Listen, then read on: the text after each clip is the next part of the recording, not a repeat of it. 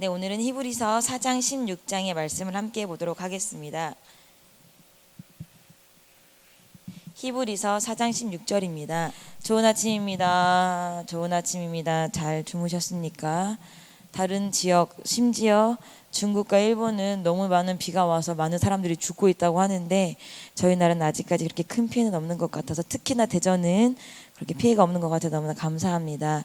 저는 오늘 주어주신 말씀을 가지고 하루살이라는 제목으로 함께 말씀을 생각해 보려고 합니다.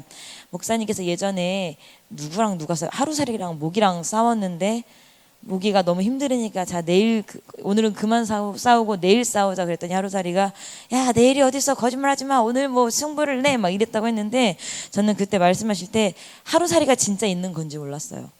그냥 하루 강아지, 범 무서운지 모르겠어, 뭐 하루 강아지 뭐 이런 식으로 생각했는데, 오늘 제가 이제 말씀을 생각하면서 하루살이를 검색해 봤더니 진짜 있는 곤충이더라고요. 해충? 그래서 왜 하루살이가 하루밖에 못 샀나 했더니, 하루살이가 왜 하루밖에 못 사는지 아세요? 아시는구나. 왜 하루밖에 못 사는지 아세요? 거봐, 모르실 줄 알았어. 한번 입이 없어서 그렇대요. 태어났는데 입이 없기 때문에 음식물을 섭취하지 못하고 영양분을 먹지 못해서 하루밖에 못 산대요. 그래서 하루살이는 왜 태어나냐면 딱 하루 24시간에서 48시간을 산다는데, 그 시간 동안 살면서 계속 뭐 하더라? 번식만 한대요. 번식만 하고 죽는다고 합니다. 그래서 입이 없어서 영양분을 섭취하지 못해서 하루 만에 죽고 만다고 합니다. 그래서 하루살이라고 합니다. 저의 오늘 설교 제목은 하루살이입니다. 제가 어느 날 밤에 하루 일과를 끝내고 집에 가서 이제 저희 사랑이는 잠을 잘 안 자는 편이에요. 아침잠이 많고 잠을 잘 안 자는 편이라 저희 엄마께서 너는 어디 가서 애 키우면서 힘들다는 소리 하면 안 된다고, 애가 워낙 순하고 떼쓰는 법도 별로 없고 그랬거든요. 그래서 너는 어디 가서 애 키우느라 저 힘들었어 이런 얘기 하면 안 된다고 그러시는데, 또 반대로 역설적으로 나는 네 새끼 밥 먹는 거랑 재우는 것 때문에 못 키워. 밥 먹을 때 그러니까 되게 막 힘들이고 막 편식을 하는 편은 아닌데 밥을 되게 느리게 먹는 편이라, 그래서 제가 냉장고에 타이머를 붙여놔요. 그래서 30분 딱 벨소리가 울리면 가차없이 밥그릇을 뺏어요. 그만 먹어. 다 못 먹었는데 그래도 그만 먹어. 밥을 가지고 막 한 숟갈 먹고 놀고 막 하고, 그래서 뺏고, 그래서 그 다음에는 그 시간 내에 못 먹으면 간식도 주지 않고 저 아무것도 안 주거든요. 칼같이. 그래서 저희 사랑이가 지금은 알아요. 밥 먹다가 엉덩이를 띄거나 타이머가 울리면 더 이상 자기는 아무것도 섭취할 수 없다는 걸 알기 때문에, 시간을 지금 이제 나이가 먹어서 이제 시기를 볼 수 있잖아요. 그래서 타이밍을 체크하는 밥을 먹고요. 또 한 번은 이제 잠을 잤는데, 저희 사랑이가 잠자는 걸 진짜 싫어해요. 저희 사랑이가 진짜로 12개월 돌 때까지만 낮잠을 잤고요. 돌 이후부터는 낮잠을 거의 안 잤어요. 버텼어요. 그래서 어린이집을 가기 싫었던 첫 번째 이유가 우리 아이는 낮잠 시간이 있어서 유치원을 안 간 거거든요. 그래서 지금도 낮잠은 안 자요. 지금도 밤에 가끔 이제 좀 커서 서유리가 놀러를 옵니다. 서유리가 놀러 와서 하룻밤씩 자고 가면 여자애들 둘이서 초등학교 2학년 3학년 된 애들이 새벽 2시까지 떠들어요. 새벽 2시까지. 그리고 주일날 아침에 몇 시에 일어나야 돼요? 저 8시에 일어나야 되잖아요. 8시에 일어나서 이제 예배를 막 드리고 해서 제가 최소한 8시에 깨었는데 한 6시간밖에 안 잤는데도 낮잠을 한 잠 안 자요. 그렇게 해서 11시, 12시까지 버티거든요. 그래서 잠을 진짜 안 자서 제가 저희 아이를 혼내는 거는 딱 2가지예요. 정말 궁뎅이를 흠씬 두드려 맞은 건 딱 2가지. 밥 먹는 거랑 잠자는 거. 특히 잠자는 거 너무 잠을 안 자서 진짜 저랑 저희 남편이랑 맨날 고민해서 얘를 어떻게 하면 좋지? 너무 잠을 안 잤는데. 그래서 막 엉덩이를 막 때리고, 저랑 저희 신랑이 잠들면 어릴 때부터 저희랑 저희 신랑이 잠들길 기다렸다가 저희 둘 다 잠들면 몰래 일어나서 막 4살 때 3살 때 몰래 일어나서 자기 혼자 유튜브 앞에 앉아서 이렇게 씩 웃으면서 새벽 2시가 됐든 3시가 됐든, 그래서 자기 전에 늘 저희 사랑이 엉덩이를 막 때리고 너 지금 경찰 아저씨가 오고 있어, 너 이러면 막 늑대가 잡아갈 거야, 막 별짓을 다 합니다.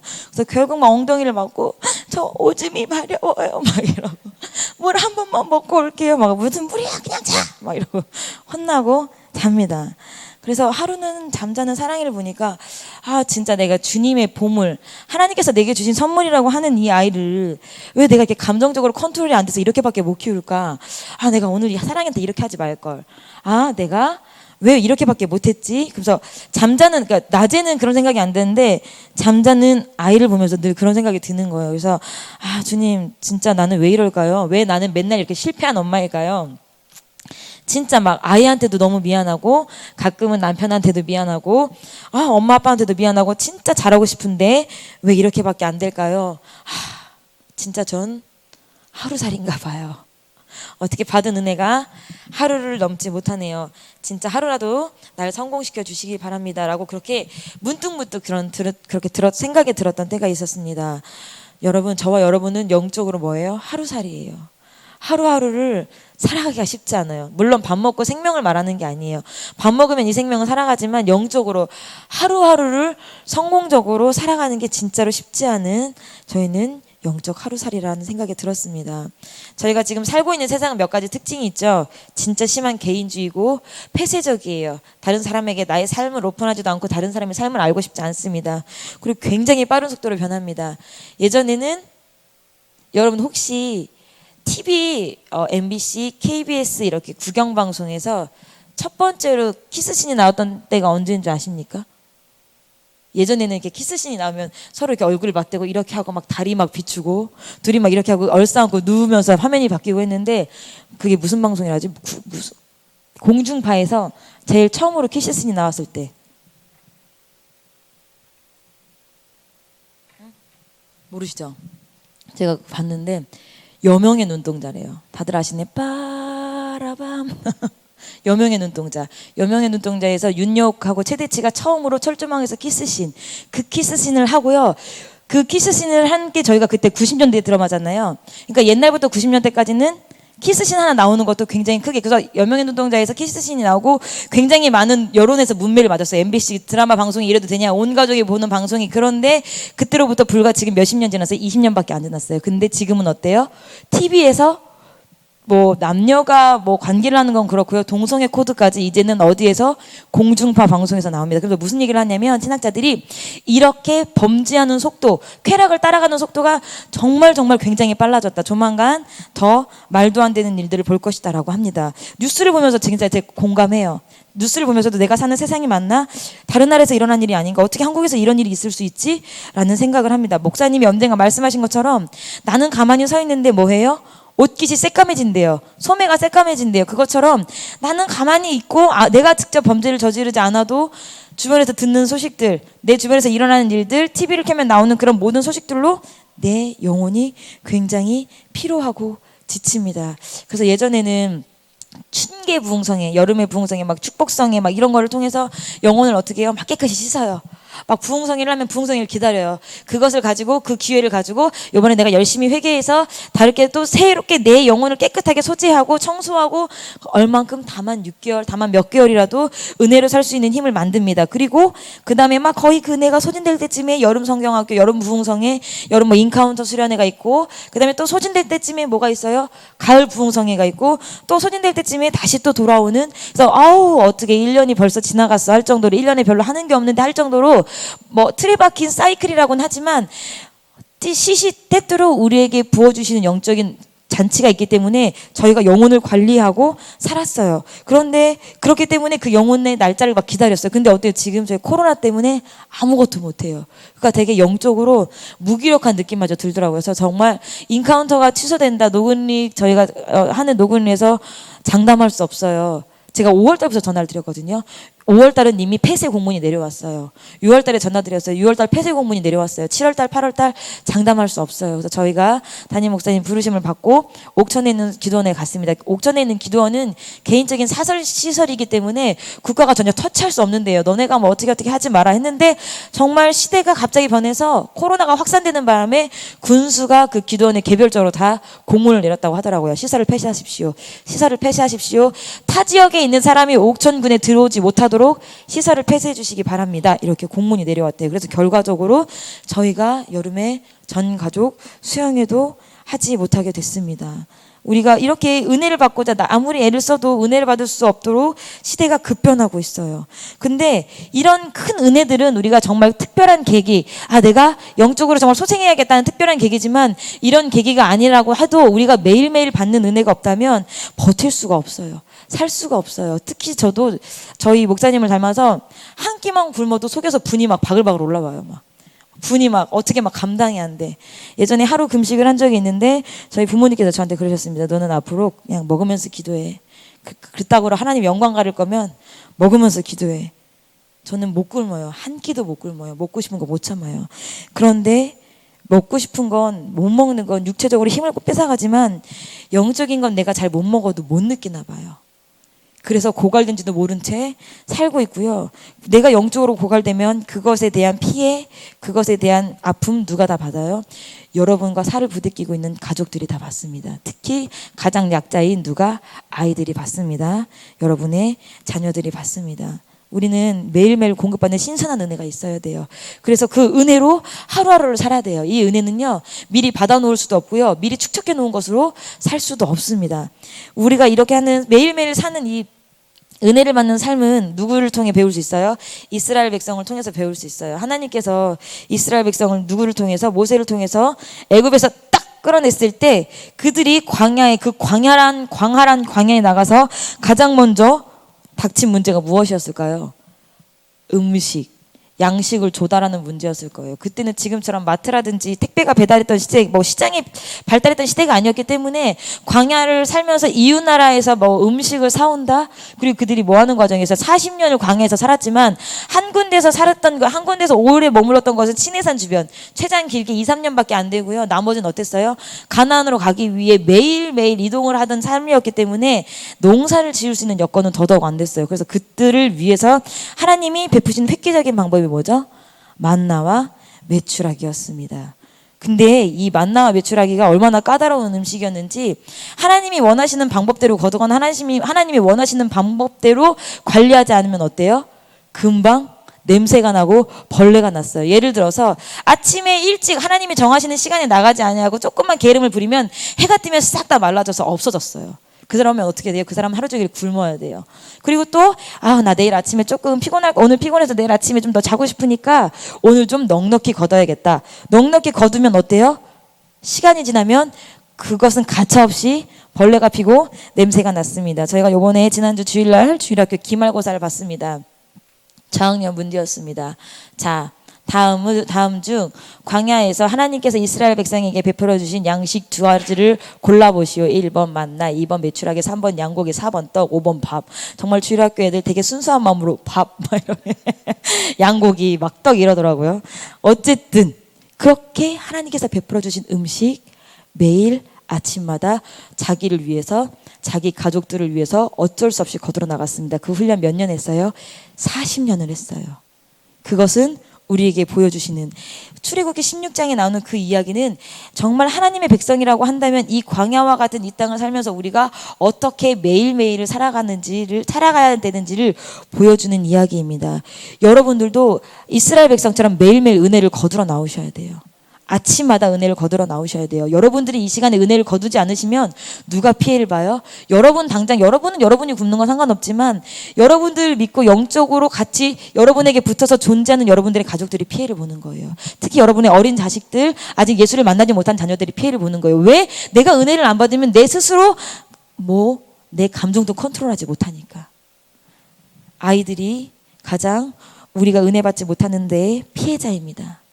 엄마의 짜증, 엄마의 폭언, 엄마의 기분 나쁜 것 그대로 다 받아야 되거든요. 또 누가 피해자입니까? 우리의 배우자가 피해자입니다. 은혜를 받지 않아서 내 스스로가 컨트롤되지 아니하고 내 안에 정리되지 아니하면 남편 또 우리 아내 다 그거 받아내요. 왜 저러지? 우리 와이프가 오늘 왜 저러지? 오늘은 건들면 안 되겠네. 여러분은 어떠십니까?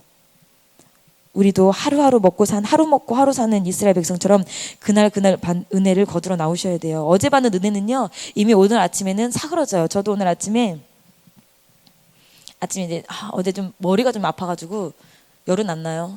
어제 머리가 살짝 띵해서 좀 일찍 자야겠다. 근데 제가 일찍 자면 안 돼. 저희 집에서는 제가 제일 늦게 자야 돼요. 그래야 불침번을 쓰는 거예요. 그래야 저희 신랑과 저희 사랑이가 잠자는 걸 확인하고 잠들 수 있는데 저도 너무 체질적으로 뒤통수만 닿으면 잠자는 체질이라 먼저 잠이 들었어요. 아침에 딱 어제 제가 은혜를 받고 청년들하고 목장님을 드리고 잠에 들었어요. 잠에 들었는데 아침에 이게 새벽에 일어났더니 침대에 저밖에 없더라고요. 저밖에 없어요. 그럼 어떻게 된 거예요? 저 말고 다른 두 식구는 거실에서 자고 있더라고요. 이 어린애를 데리고 밤 늦게까지 또 애니메이션을 봤구나. 이놈의 코로나인지 뭔지 애가 학교를 가면 이런 짓을 덜 할 텐데 학교를 안 가니까 그러면서 되게 막 마음이 막 이루 말아서 이걸 발로 걷어 차볼까 막 이러면서 그러면서 아니지. 그래도 내가 설교를 하러 나와야 되는데 팍 깨트려서 쏟고 나오면 안 되지 하고 제 스스로를 컨트롤하고 나왔습니다. 여러분 어제 받은 은혜가요. 오늘 아침에도 유지가 되지 않더라고요. 작은 돌뿌리 하나 걸리면 팍 쏟게 되더라고요. 진짜 그 사이에 은혜가 희미해지고 내 앞에 생긴 작은 일들로 인해서 짜증과 막 부정이란 냄새가 나고요. 원망과 불평이라는 벌레가 꼬이더라고요. 어제 받은 은혜로는 오늘 여러분을 지킬 수 없습니다. 어제 받은 은혜로는 오늘 여러분의 가정을 지킬 수가 없습니다. 오늘 살아갈 힘을 새로 받으셔야 됩니다. 오늘 살아갈 만나와 매출하기를 받으셔야 됩니다. 진짜 맨날 잘 살아봐야지. 내가 우리 아이한테 잘해야지. 내가 진짜 우리 엄마 아빠한테 잘해야지. 내가 우리 남편한테 잘해야지 했는데 실패해요. 이건 하지 말아야 된다. 또 참패해요. 엄마 전화 끊고 이러지 말걸. 내 힘으로 안 되더라고요. 내 의지로 안 되더라고요. 그래서 어차피 틀려버린 거 그냥 막 살아버려야겠다. 오늘만큼은 내 느낌대로 내 감정대로 살아봐야겠다 하는데 또 무서워요. 이러다가 오늘 죽어서 지옥 가면 어떡하지? 그래서 막 승질도 못 내겠고 내 마음대로 사라지지도 않고 진짜 나 혼자 너무 벅차더라고요. 내게 붙은 정말 나 혼자 살면 될 것 같아. 인간 변신에 그렇게 살면 너무 좋을 것 같아. 좋을 것 같은데 어떻게 보면 살아낼 것 같은데 엄마인 변신에 아내인 변신에 자녀로서의 변신에 전도사로서의 변신에 그리고 나만 아는 신앙인으로서의 변신을 지키면서 살아가기가 저는 너무나 힘들더라고요. 근데 그럼에도 불구하고 우리가 믿는 하나님은 우리에게 여전히 어떠세요? 선하십니다. 그래서 오늘 말씀 저에게 굉장히 은혜가 되는 말씀이에요. 제가 넘어질 때마다 붙드는 말씀이에요.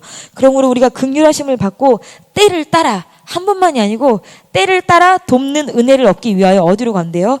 은혜의 보좌 앞으로 간대요. 하나님께서 앉아 계시는 그 거룩한 보좌 앞으로 매일 담대히 걸어나갈 수 있대요.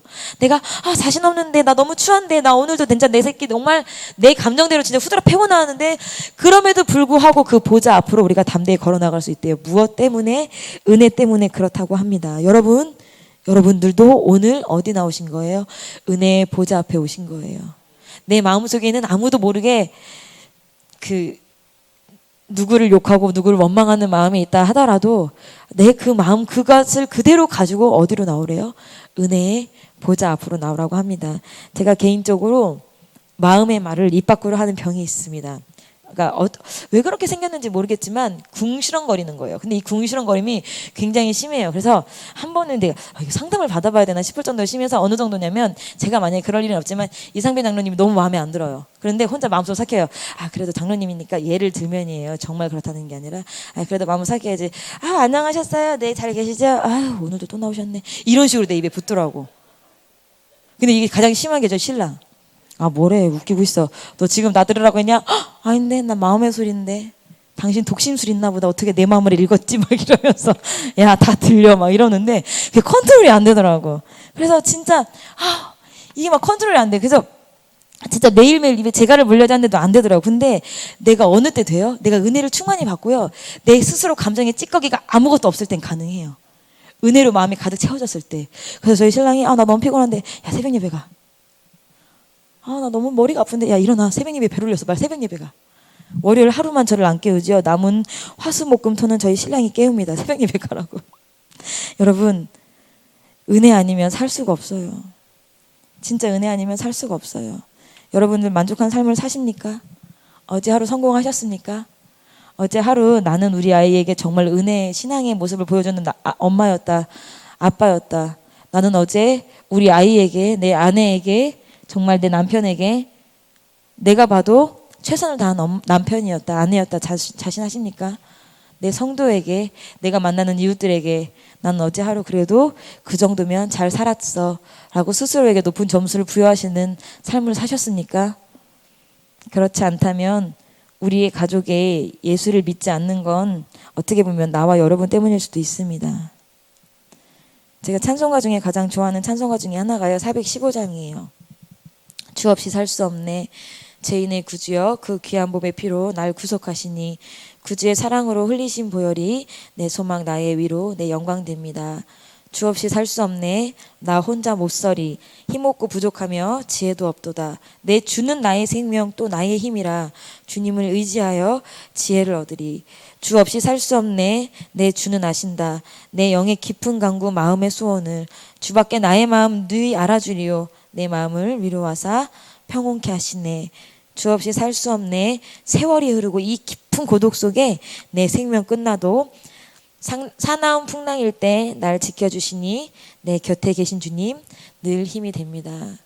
제가 이 찬송가를 참 좋아하는데 이 찬송가를 부르면 진짜 하나님이 내 말 말씀하시는 것 같아요. 그래서 오늘도 내가 정말 하나님 왜 저에게 찬양하는 목소리를 안 주셨을까요? 제가 찬양을 정말 잘했으면 이걸 여러분들 앞에 오늘 하루도 힘내세요. 여러분 삶 다 주님이 아십니다.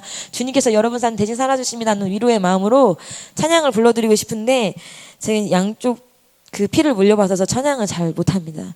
그래서 제가 피아노를 쳐드리고 싶은데 또 이 새벽부터 막 나와가지고 저거 키고 마이크 내려놓고 번거롭게 막 그럼 성도님들 심란하실 것 같아서 잔잔히 제가 읽어드렸는데 여러분 저만 그렇습니까? 여러분들도 주 없이 살 수 없습니다.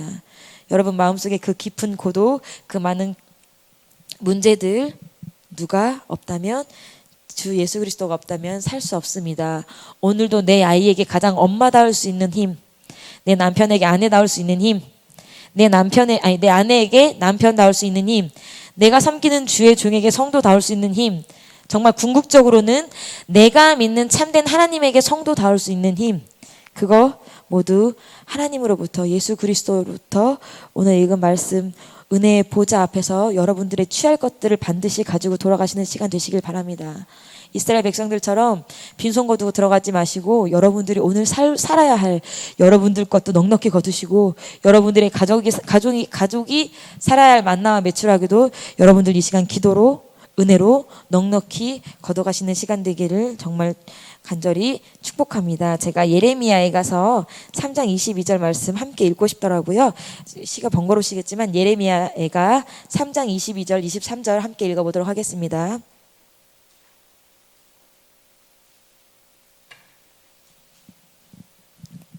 예레미야 3장 22절 그리고 23절입니다.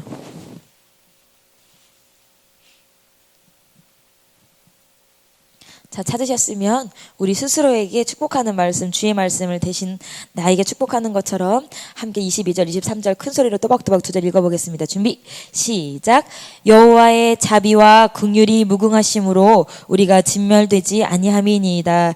이것이 아침마다 새로우니 주의 성실이 크도소이다. 아멘. 오늘도 새로운 주의 자비와 긍휼을 무궁히 받아가시는 여러분의 기도 시간 되시길 바랍니다. 함께 기도하시겠습니다. 우리 이 시간 함께 기도하시겠습니다. 말씀을 생각하시면서 여러분들이 마땅히 구해야 할 은혜들 구하시고 또 은혜들 넉넉히 꼭 성공하여서 하나님 구할 수 있도록 해주십시오 하고 기도하시고 두 번째는 자리를 비워준 우리 목사님 사모님 이제 세 번째 세미나 시간인데 피곤하지 않도록 하나님 잘 배우고 돌아오실 수 있도록 오시는 그 시간까지 날씨에 영향받지 않도록 기도해 주시고 그 다음에 우리 교회와 이 나라와 이 민족과 그리고 우리가 하는 전도와 그리고 여러분의 개인 기도 제목을 위해 이 시간 주여 세 번 부르짖고 함께 자유롭게 기도하시다 돌아가시겠습니다. 주여 주여 주여